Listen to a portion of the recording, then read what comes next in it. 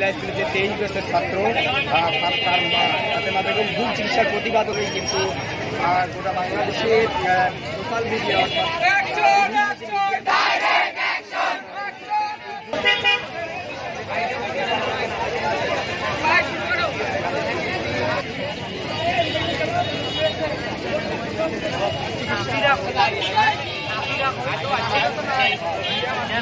সমস্যাটা হলো যে আমাদের বড় ভাই 23-এর ব্যাচ ইরাম ভাইয়া তার মাকে জ্বরে অপারেশন করতে যে ভুল চিকিৎসা দেওয়া হয়েছে, তার রক্তে ভুল রক্ত দেওয়া হয়েছে। এর ফলে তিনি প্রচুর অসুস্থ।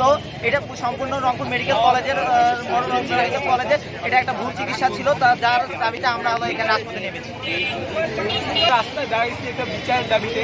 আমরা জানি রংপুর জেলা স্কুলে আমাদের বড় ভাই জিয়াম তার মায়ের অপারেশনের জন্য চিকিৎসা চলছিল এবং সেই চিকিৎসা চলার মুহূর্তে তার ভুল ব্লাড গ্রুপ নির্ধারণ করা হয় এবং সেই ভুল ব্লাড তার শরীরে ট্রান্সপ্লান্ট করা হয় এবং তারই পরিপ্রেক্ষিতে আমরা দেখতে পাচ্ছি সে আজকে অসুস্থ, তার দুটো কিডনি ড্যামেজ হয়ে গেছে।